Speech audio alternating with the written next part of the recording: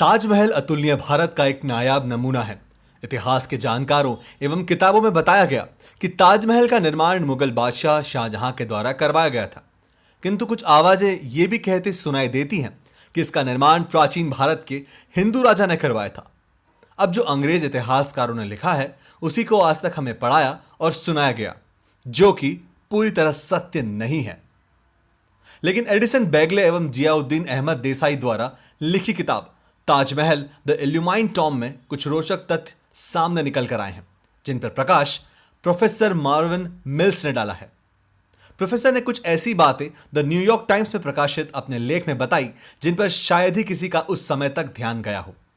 Professor ने सबसे पहले शाहजहां और मुमताज की मृत्यु पर ध्यान केंद्रित किया, जिसमें वो बताते हैं कि राजा जय सिंह से सौदा किए गए जमीन के दस्तावेजों और इतिहास के अनुसार मुमताज की मृत्यु जून 1631 बुरहानपुर में हुई और जिसके 2 साल बाद जनवरी 1632 में मुमताज की कब्र को दोबारा ताज के समीप पुनः दफनाया गया। यूरोपीय यात्री पीटर मुंडी 11 जून 1631 को शाहजहां की आगरा वापसी के गवाही बने थे। प्रोफेसर मार्विन मिल्स ने एडिसन बेगले एवं जियाउद्दीन अहमद देसाई द्वारा लिखी किताब को ध्यान में रखकर अपने लेख में कुछ ऐसे मुद्दे उठाए जिन्हें जानना हम सब के लिए बहुत जरूरी है। वो 6 मुद्दे ये थे। पहला, ताजमहल के मुख्य भवन के दोनों ओर 2 भवनों की अपनी अपनी अलग पहचान है। एक मस्जिद, दूसरा अतिथि निवास। अगर इन दोनों भवनों के अलग अलग कार्य हेतु निर्माण हुआ था तो उसका ढांचा भी अलग होना चाहिए था, जो कि नहीं है।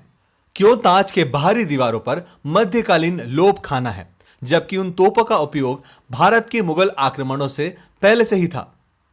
आपको बता दें, पहला तो यह कि एक मकबरे को एक सुरक्षात्मक दीवार की आवश्यकता ही क्यों है।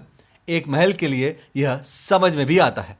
यमुना नदी के सामने ताजमहल के उत्तर की ओर छत के स्तर के नीचे कुल 20 कमरे क्यों हैं? एक मकबरे में इन कमरों की भला क्या आवश्यकता है? एक महल उन्हें अच्छे उपयोग में ला सकता था। दोनों लेखक यानी बेगले और देसाई भी उसके अस्तित्व का उल्लेख नहीं कर रहे हैं। 20 कमरों के विपरीत लंबे गलियारे के दक्षिण में सील किए गए कमरों में क्या है? किसने उस दीवार पर इमारत खड़ी की और क्यों विद्वानों और इतिहासकारों को उस कमरे में रखे वस्तुओं और अन्य सामानों की जांच या उन्हें दर्ज कराने की अनुमति नहीं दी गई? मक्का की दिशा में न होने की बजाय मस्जिद पश्चिमी दिशा में क्यों है? निश्चित रूप से 17वीं शताब्दी तक एक इमारत को ठीक दिशा में बनाने में कोई समस्या नहीं थी। भारतीय पुरातत्व सर्वेक्षण ने ताज के कार्बन 14 या थर्मोल्यूमिसेंस के डेटिंग करने पर क्यों अंकुश लगा दिया, जबकि इससे ताजमहल को किस सदी में बनाया गया था इस पर किसी भी विवाद को आसानी से सुलझाया जा सकता है, वो भी किसी भी समय। यही सब तथ्य प्रोफेसर मार्विन मिल्स ने एक वास्तुकार के नजरिए से बताए हैं, किंतु उनके दिए तथ्य में कुछ ऐसे रोचक विषय भी जरूर हैं जिन पर हमें ध्यान केंद्रित करने की आवश्यकता है। आखिर इस अनसुलझे सच से पर्दा उठना चाहिए, क्योंकि अगर इतिहास से छेड़छाड़ की गई है तो उस गलती को सुधारा जा सकता है, लेकिन शायद आज बताए जाने वाले वह गलत इतिहास कल पर हावी भी हो सकते हैं। बहरहाल इस पूरी खबर पर आपकी क्या राय है हमें कमेंट्स करके जरूर बताएं और साथ ही ऐसे लेटेस्ट अपडेट्स के लिए चैनल को सब्सक्राइब करें।